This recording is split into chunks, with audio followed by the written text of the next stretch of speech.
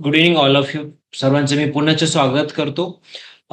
मागच्या वेळेस आपण 2 आठवडे याच्यावर आपण केंद्रित केले आपलं लक्ष आर्मी, नेव्ही, एअरफोर्स या करिअरवरती. आपला आणि फोकस हाच नाहीये की हा करिअर बघत असताना आपण त्याच एरियामध्ये काम करणार आहोत किंवा त्याच एरियामधलं करिअर. महत्वाचा मुद्दा आहे, प्रत्येक क्षणी मी सांगण्याचा प्रयत्न करतोय की even though we are focusing on the defence, पण आपला याचा उपयोग आपल्या करिअरमध्ये किंवा आपल्या प्रिपरेशनमध्ये. आज जर तुम्ही बीए मध्ये तयारी करत असाल किंवा तुम्ही इंजिनिअरिंग करत असाल किंवा दुसऱ्या याच्यामध्ये तयारी करत असाल, तर आपण याचं लिंकिंग, त्याचा उपयोग, त्याचा पार्श्वभूमी आपल्याला कशी वापरता येईल याच्यावर फोकस करतो.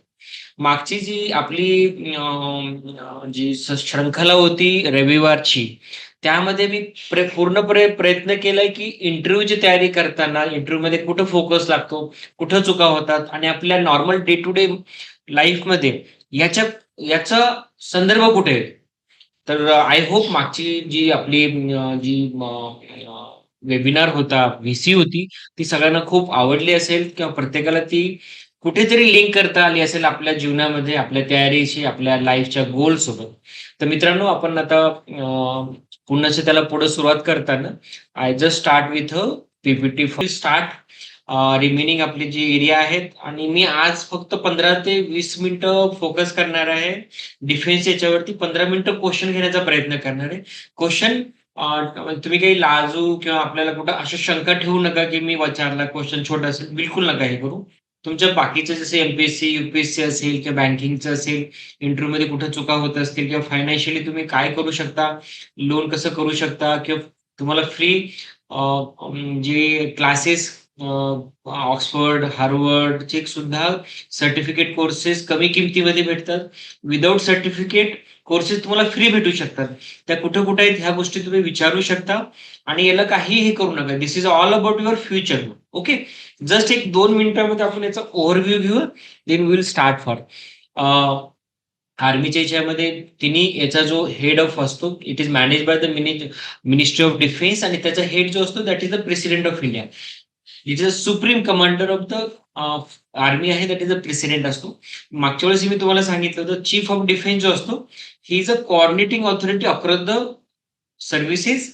आणि इंटिग्रेटेड डिफेन्स स्टाफ जे खाली बघा तुम्ही, he is authorise for the joint operation. Okay, primary रिस्पॉन्सिबिलिटीचं मी काही जास्त बोलणार नाही. इट इज ऑल तुमच्या अभ्यासक्रमामध्ये असतं. नंतर रोल कंपोनंट कमांड जे आहेत नॉर्मल आहेत, त्या रोल कंपोनंट जे आहेत कमांड्स काय आहेत याच्यावर आहे. मॉडर्न एअरक्राफ्टचं तुम्ही सगळ्यांना नॉलेज असलं पाहिजे. फर्स्ट, सेकंड, थर्ड, फोर्थ आणि फिफ्थ जनरेशनच्या एअरक्राफ्टमध्ये काय डिफरन्सेस असतात, त्याच्यामध्ये काय टेक्नॉलॉजी, हे क्वेश्चन प्रिलिम्स मध्ये येतात. त्याच्यामुळे ह्या गोष्टी लक्षात ठेवा. ऑपरेशन काय काय झालेत त्या गोष्टीचं क्वेश्चन मार्क येऊ शकतात क्वेश्चन्स. पॅरामिलिटरीमध्ये काय असतं मित्रांनो, पॅरामिलिटरीमध्ये एक छान परीक्षा आहे, सेंट्रल पोलीस फोर्स. याच्यावरती मी बोललेलो नाहीये, मी त्याचं एक पॅरामिलिटरीच्या याच्यामध्ये वेगळं घेणार आहे. सीपीएफ म्हणतो त्याला. त्याच्यामध्ये असिस्टंट कमांडंट नावाच्या एक्झाम असतात. कमांडंट नावाची पोस्ट असते. CRPF, CISF, ITBP, border security force, BSF म्हणतो. खूप छान आहे. प्रिलिम्स असते, त्याच्यामध्ये एमसीक्यू आणि इंग्लिश पेपर असतो. प्रिलिम पास झाले की डायरेक्ट त्याच्यामध्ये मेन्स असते. तुम्हाला आता मी पुढे सांगतोय. तर ही परीक्षा बिलकुल मित्रांनो, मुली असतील, मुलं असतील, पॅरेंट्स सुद्धा लक्ष द्या. मुलांसाठी हे करायला सांगा.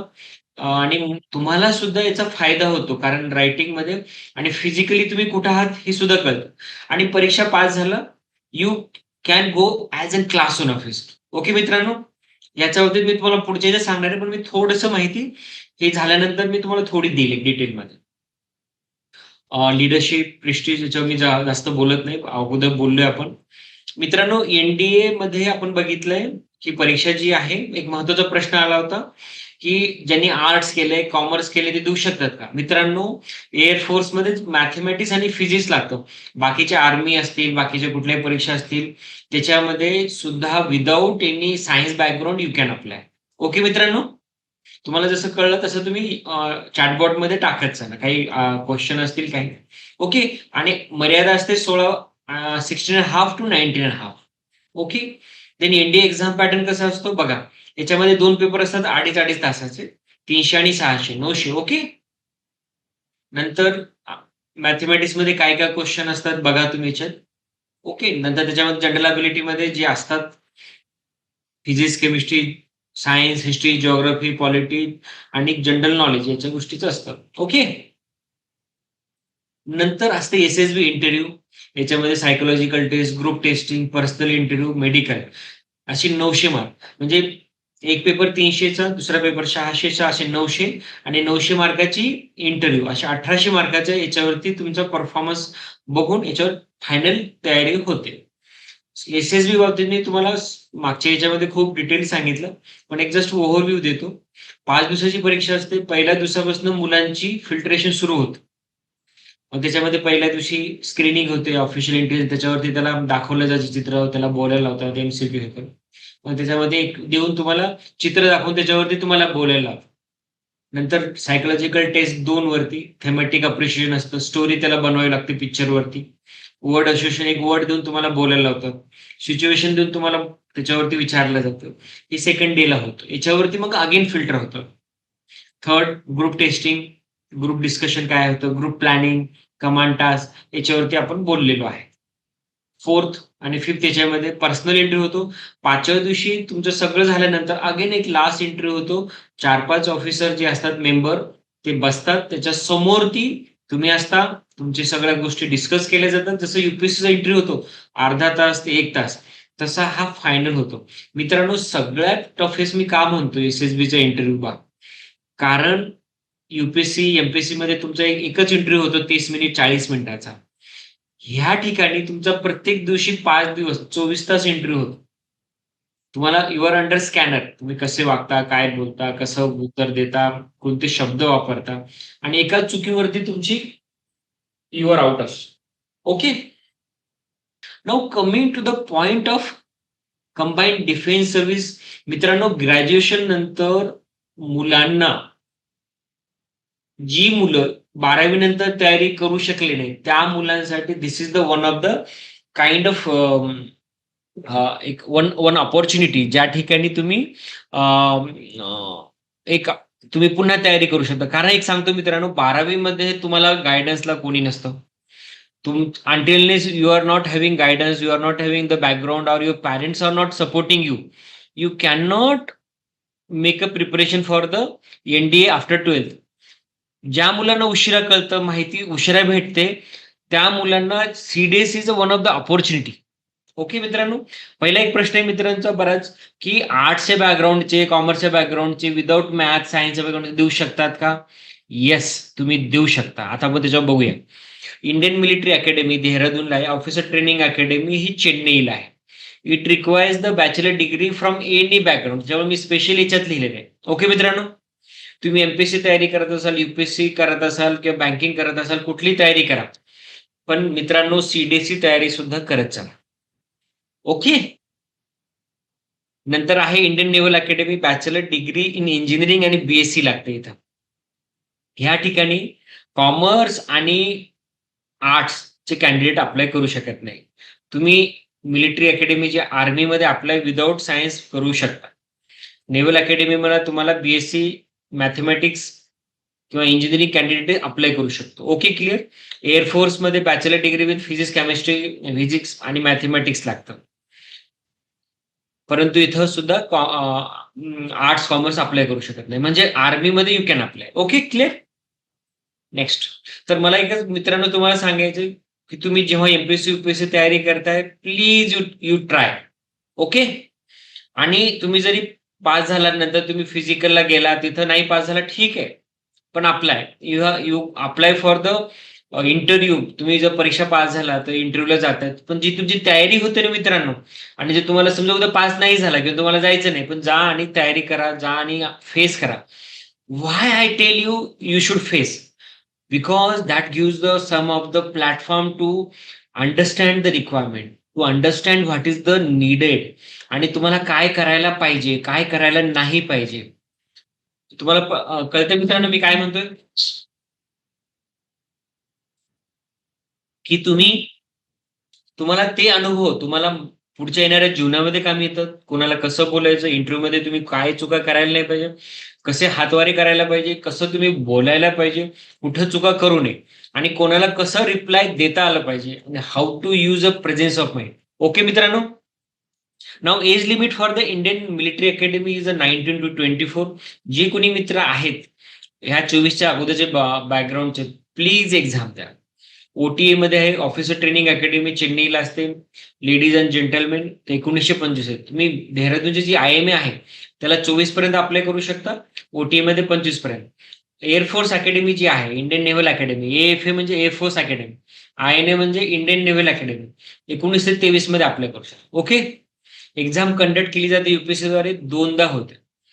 ही आहे जी आता मी तुम्हाला बोललोय याच्यावरती जी एक्झाम तयारी नॉर्मल नॉर्मल सेमच असते. ओके. पण मुद्दा एवढाच सांगायचा सगळ्यांना की तुम्ही अप्लाय करा, परीक्षेची तयारी करा. एअरफोर्स कॉमन ॲडमिशन टेस्ट जी असते ही मित्रांनो तुम्हाला माहिती नसणार आहे. बऱ्याच 99% लोकांना हे माहिती नसतं आणि ज्यांना मुलांना आफ्टर जे टेक्निकल बॅकग्राऊंड आहे आणि आफ्टर ग्रॅज्युएशन त्यांना अप्लाय करायचं असेल तर this is a good opportunity. तर eligibility for commerce and art ग्रॅज्युएटसाठी फ्लाइंग अँड ग्राउंड ड्युटी ज्यांची आहे नॉन टेक्निकल त्यामध्ये कॉमर्स आणि आर्ट्स ह्या लोकांना अप्लाय करण्याची इलिजिबिलिटी आहे. मिनिमम 60% मार्क लागतात. टेक्निकल जी ब्रँच आहे, बी-टेक आहे, त्यांना विथ स्पेसिफिक सब्जेक्ट लागतात, जिथं आपण कॉमर्स आणि आर्ट अप्लाय करू शकत. ओके मित्रांनो? जी फ्लाइंगची ब्रँच आहे त्याच्यामध्ये 20 ते 24चं त्यांना टेन्युअर आहे म्हणजे इलिजिबिलिटी आणि ग्राउंड ड्युटीमध्ये तुम्ही 26 वयापर्यंत अप्लाय करू शकता. ओके. तर मित्रांनो तुम्ही कुठे असाल, काही तयारी करत असाल, ह्या परीक्षा बिलकुल द्या. You will get a lot of good experience आणि ही परीक्षा स्पेशली एअरफोर्स अकॅडमीकडनंच, एअरफोर्स मिनिस्ट्रीकडनं म्हणजे डिफेन्सचा पार्ट जो आहे, त्याकडनं ही कंडक्ट केली जाते आणि सगळ्या परीक्षा वर्षातनं 2 वेळेस घेतली जातात. ओके मित्रांनो? आता याच्यामध्ये अदर डिफेन्स काय-काय एक्झाम आहे त्याच्यावर आपण बोलूया. Indian army, NCC special entry असते. ती NCC कॅडेटची आहेत.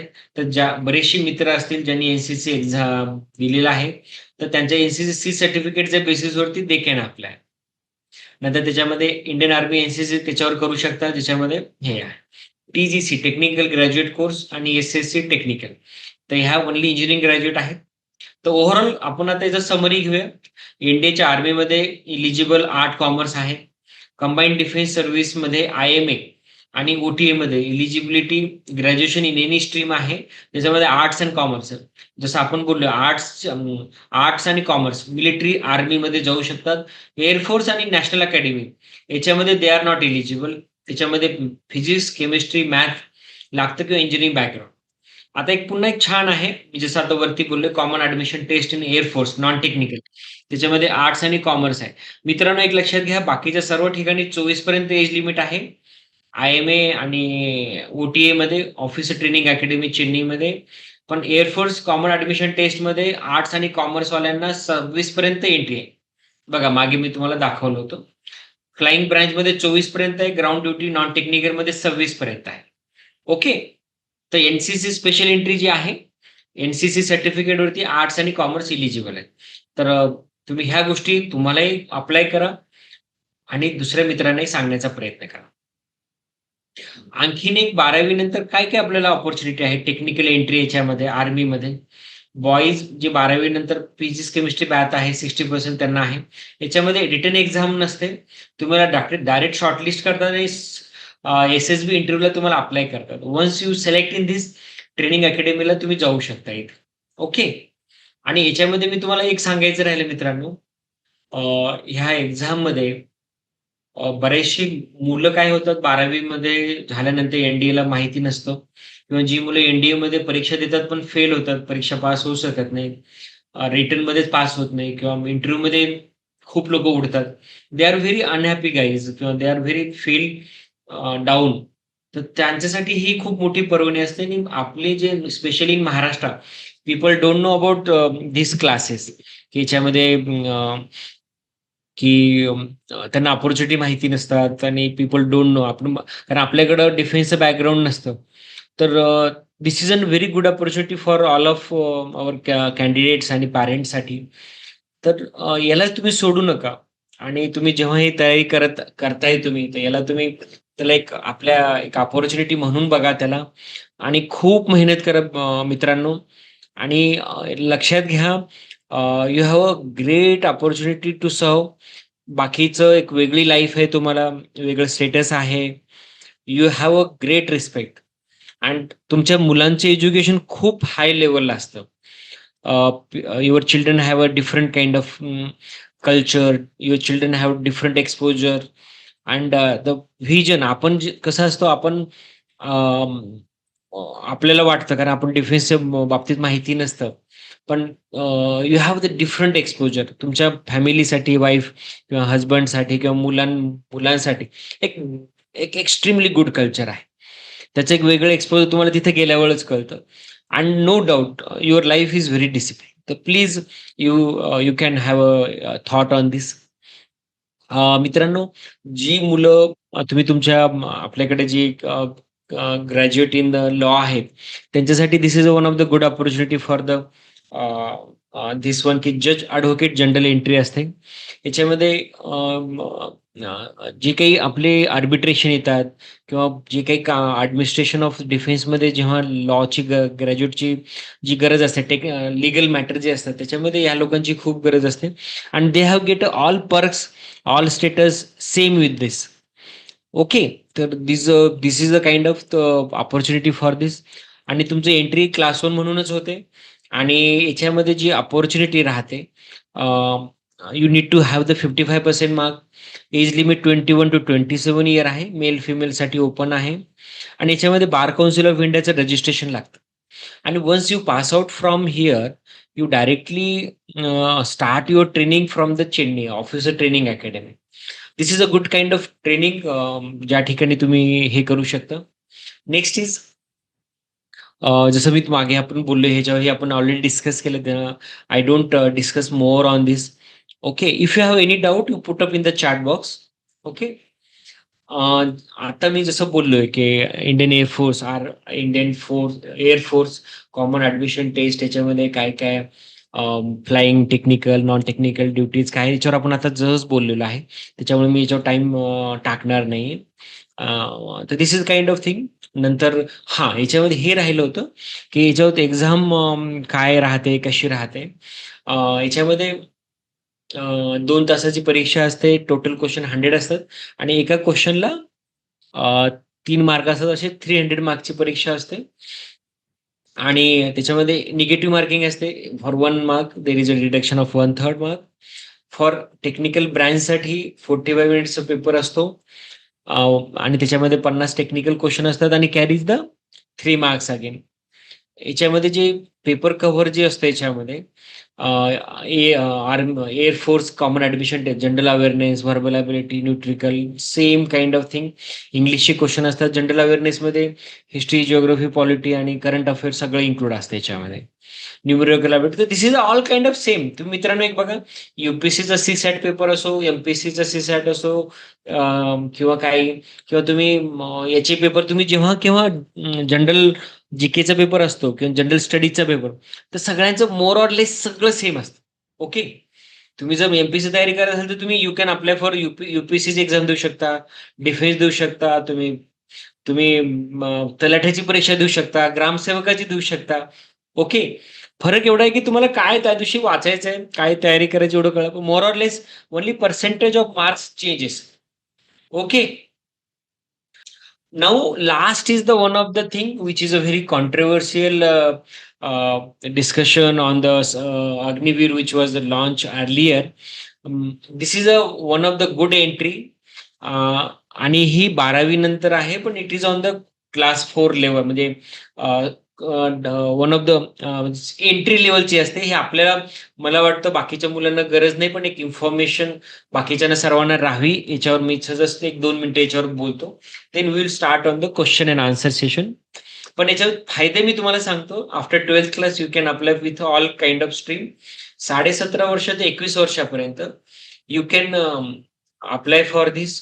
आणि मित्रांनो याच्यामध्ये फायदे आणि तोटे फायदे तोटे याच्यावर मी न बोलता पॉझिटिव्ह पार्ट बोलेल आणि तोट्यामध्ये असं काही नाहीये.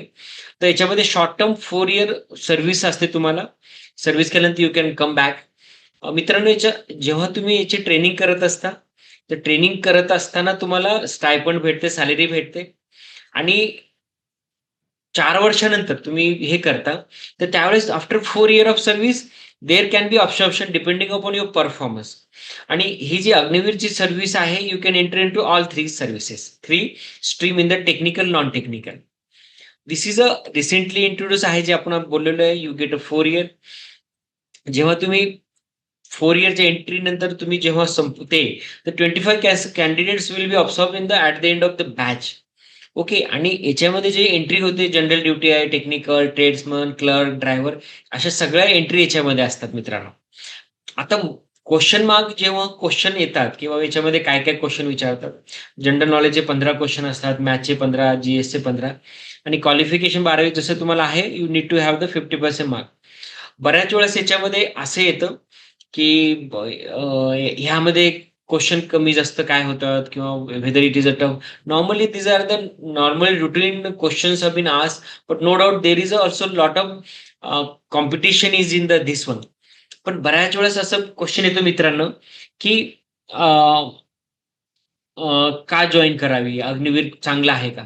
तर मित्रांनो मी स्वतः सांगेल तुम्हाला, ज्या मुलांचं बॅकग्राऊंड नाहीये किंवा ज्या मुलांना अर्निंग करायची असेल, ज्या मुलांना, तर this is the one of the good entry for the people who are from the rural background and they want to earn money, they want to support the family. This is a good entry. तुम्ही म्हणाल कसं? तर मित्रांनो एक लक्षात घ्या, 12वी झाली, 10वी-12वी झाली, तर 18व्या वर्षी तो जो तिकडे गेला, तो फिजिकली गव्हर्नमेंट ट्रेन हिम. ओके. समजा त्याने 18व्या वर्षी एंट्री केली. बघा एक आता तुम्हाला आयडिया सांगतो बऱ्याच वेळेस. 18व्या वर्षी त्याने एंट्री केली. 18व्या वर्षी त्याची फिजिकल ट्रेनिंग स्टार्ट होते. त्याची अर्निंग स्टार्ट होते. त्याला ग्रॅज्युएशन सुद्धा त्याचं स्टार्ट होतं. तुम्ही 18व्या वर्षानंतर बाहेर जाऊन कॉलेजमध्ये ॲडमिशन घेऊन, तुम्ही खर्च करून, तुम्ही ग्रॅज्युएट बनता 22व्या वर्षी. तुम्ही 18व्या वर्षी अग्निवीर बनता. तुम्हाला स्टायपंड भेटतं, सॅलरी भेटते. तुम्हाला गव्हर्नमेंट हे करतं आणि after 4 year you get a full lump sum amount. Okay. And you become the graduate. आणि तुम्ही बाहेर आल्यानंतर you have a lot of preference to get a job in anywhere. बरोबर मित्रांनो? तर मला सांगा, तो 22व्या वर्षी बाहेर आला तरी जो मुलगा 22व्या वर्षी इकडे ग्रॅज्युएट होऊन तयारी करतो एमपीएससी युपीएससीची, तोही करतो. मला सांगा आता कोणाला फायदा जास्ती आहे? बरोबर आहे? It is a good, he has a opportunity. आणि 22व्या वर्षानंतर जो तो यूपीएससी, एमपीएससी केली किंवा मोठ्या परीक्षा दिल्या, तर he has a better scope आणि better advantage to get a preference. तर जे काही लोकांना असं वाटतं, की बाबा हे आहे अग्निवीर, तर this is also one of the good kind of opportunity for the people who want to support the family and they want to serve the nation. तर कमिंग टू द पॉइंट, वर्षातून 2दा एक्झाम होते, May आणि नोव्हेंबरमध्ये. याच्यामध्ये return, physical आणि medical exam होतं. Online परीक्षा 50 मार्काची, 100 मार्क्स आहे, 35%. टेक्निकल आहे, 80 मार्क्स. क्वालिफाईंग असतं. मग याच्यामध्ये निगेटिव्ह मार्किंग आहे. याच्यामध्ये क्लरिकलमध्ये 2 पार्ट असतात. One part is a 100 mark and part second is a 100 mark. तर अशा प्रकारची परीक्षा असते आणि more or less all kind of things are here available. लास्टला आपण आता याला आर्मीचं याच्यावरती संपवतोय. बऱ्याचशा वेळेस क्वेश्चन येतात म्हणून मी थोडंसं एक माहिती दिली. अग्निवरती सुद्धा क्वेश्चन प्रिलिम्सला येऊ शकतात. That is also one of the reason to put up that thing, की कशी असते, काय असतं, त्याचे सुद्धा क्वेश्चन असं म्हणून मी इथे दिले. मित्रांनो, याच्यामध्ये तयारी we have to prepare in the both way. Negative मार्किंगची खूप काळजी घ्यायला पाहिजे. That is a kind of thing. Sania Shaikh, पहिला क्वेश्चन घेतो मी. एक्झाम कोणत्या लँग्वेजमध्ये राहते? सानिया, एक्झाममध्ये ना युपीएससीच्या परीक्षा जेवढ्या होतात ना, तुमचा पेपर हिंदी आणि इंग्लिश दोन्ही लँग्वेजमध्ये असतो. त्याच्यामुळे if you are comfortable Hindi English, तर दोन्ही आहेत. आणि प्लीज एक लक्षात घ्या मित्रांनो, तुम्ही कुठल्याही बॅकग्राऊंडचे असा, पण माझं एक तुम्हाला हंबल सबमिशन आहे, की तुम्ही इंग्लिशला कमांड राहण्याचा प्रयत्न करा. This is one of the thing. Tomorrow whenever you go anywhere, तर तुम्हाला असं वाटू नये की कोणी इंग्लिशमध्ये बोललं तर मला येत नाही. You should make your self strong. Okay मित्रांनो. देवेनी आडे एअरफोर्ससाठी किती एज्युकेशन पाहिजे? देवेनी बघा, तुम्ही 12वी नंतर सुद्धा आर्ट घेऊनही तुम्ही एअरफोर्सचे सॉरी, तुम्ही 12वी नंतर सायन्स घेऊन सुद्धा एअरफोर्स करू शकता, किंवा बी-एस-सी मॅथ सायन्स घेऊन किंवा इंजिनिअरिंग करून ग्रॅज्युएशन नंतर तुमच्याकडे एज अवेलेबल असेल तर you can also apply for the air force. Okay. If you have any doubt you can ask in the this one. Okay. Sir, UPC prelim reading NCERT science is important. Prajwal, UPC prelim साठी science चे around me सांगतो तुम्हाला 10 ते 15 question science येतात. आणि तुमचं समजा normally काय होतं, बऱ्याच जणांना बायोलॉजी खूप सोपं जातं आणि फिजिक्स केमिस्ट्री अवघड जातं किंवा मॅथ अवघड जातं. तर अशा वेळेस तुम्ही थोडासा अभ्यास करून अर्धे मार्क हे करतात, पण ऑन एन एव्हरेज 100 पैकी 10 ते 12 मार्क हे सायन्समध्ये येतात. ओके. त्याच्यामुळे आपण if you have any doubt further you can ask.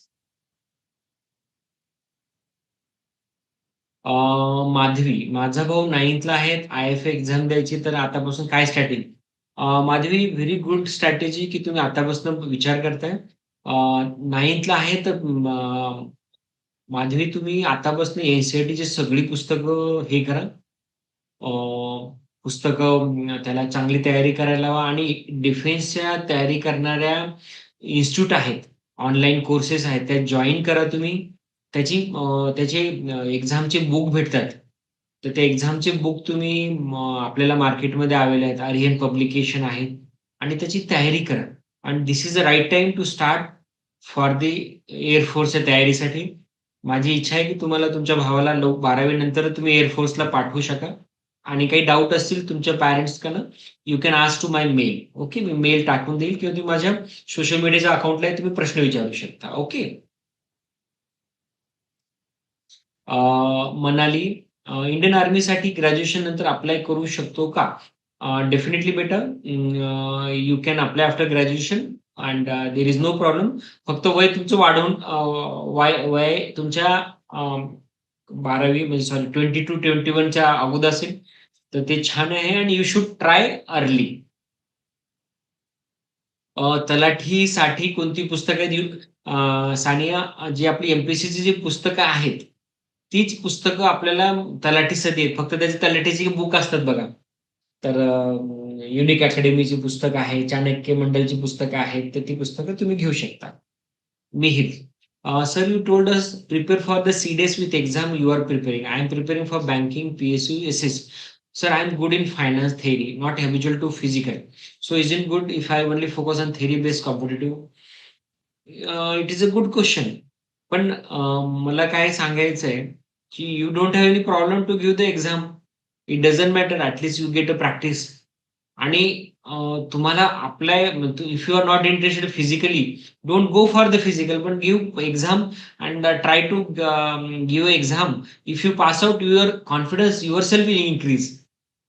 जेव्हा तुम्ही परीक्षा पास होता ना, तुमचा कॉन्फिडन्स आहे ना, 10 हातीचं बळ येतं तुम्हाला. This is my personal experience. Okay. Nisha, आर्मीसाठी काय डॉक्युमेंट लागते? Document, there are no special documents are there, you can prepare like that. Okay. Manisha, police भरतीसाठी इम्पॉर्टंट बुक कोणती? पोलीस भरती कुठली, म्हणजे जसं आता अग्निवीर आहे, अग्निवीरची पुस्तकं असतात.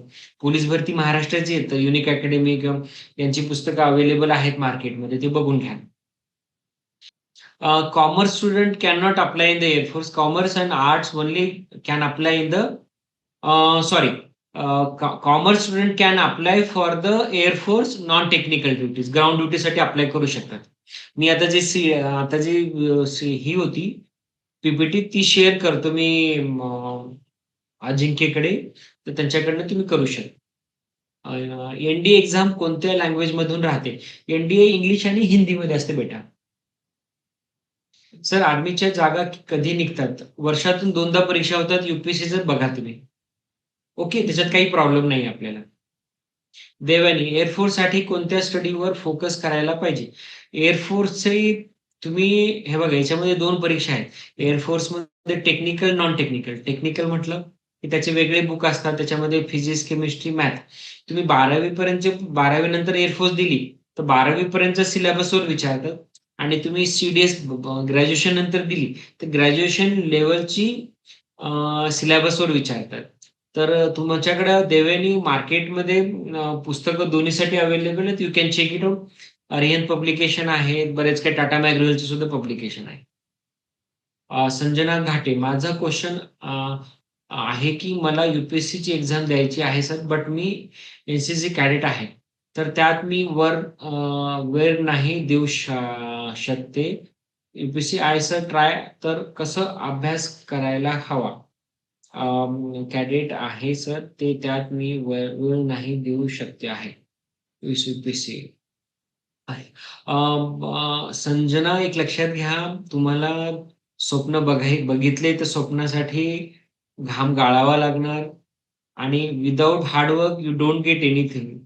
And for every big success you need a sacrifice. Okay. तुम्ही सॅक्रिफाईस शिवाय काहीच करू शकत नाही.